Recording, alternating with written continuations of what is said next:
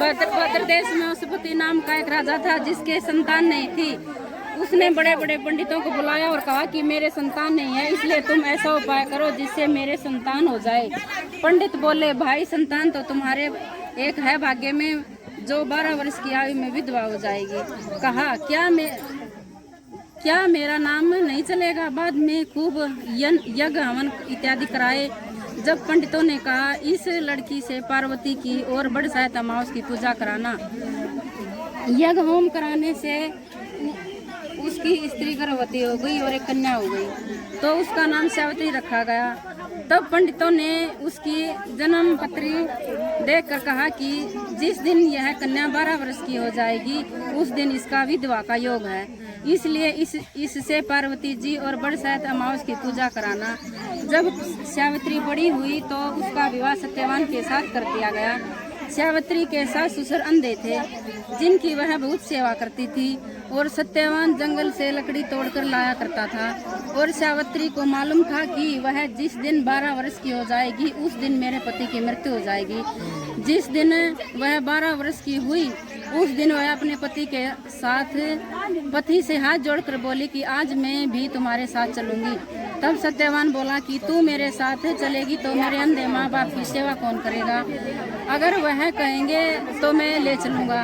फिर वह अपने सास ससुर के पास गई और जाकर बोली, तुम कहो तो आज मैं जंगल देखने चली जाऊं।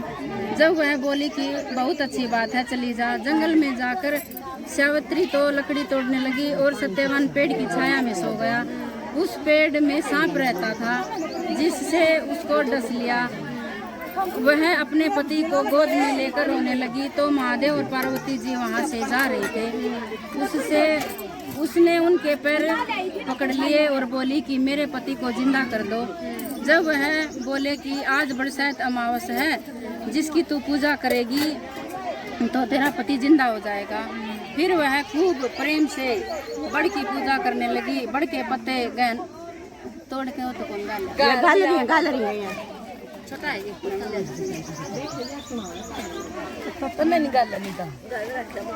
बड़ के पत्तों का गहना बनाकर पहना जो हीरे मोती हो गए। इतने में धर्मराज का दूत आ गया और उसके पति को ले जाने लगे तो उसने उसके पैर पकड़ लिए। तब यमराज बोला कि तू वरदान मांग। तो उसने कहा कि मेरे माँ बाप के पुत्र नहीं है। जब धर्मराज बोला कि सत्य वचन हो जाएगा।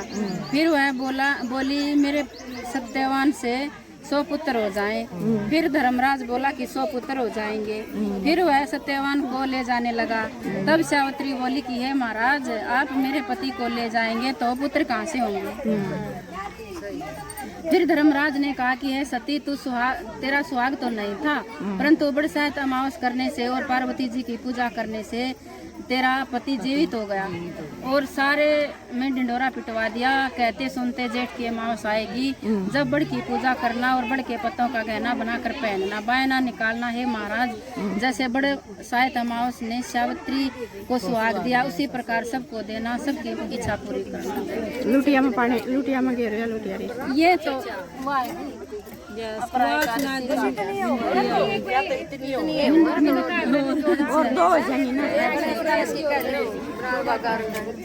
मिनट मिनट की जोड़ मनाओ थे।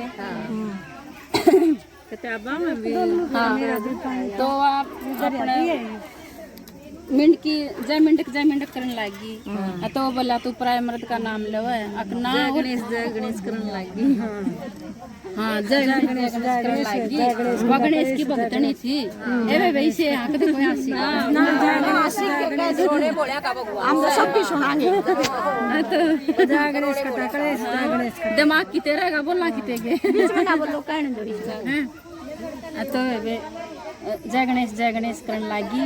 मीण की तो न बोला मिंडक तू प्राय मर्द का नाम ले अक भगवान का नाम लूँ मैं तो प्राय मर्द का की लूँ, ठीक ना? तू मेरा नाम लिया कर।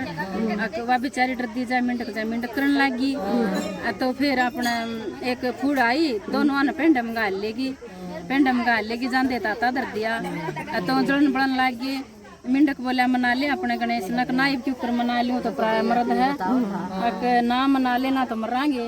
वह बोली कि मेंढक महाराज हे गणेश महाराज करिए बेड़ा पर टूट गई, पंडा फूट गया, हाँ सत टूट गया, पेंडा गया फूट, संकट गया छूट। हे गणेश देवता जिस मेंढक मेंढकी पर प्रसन्न हुए से सब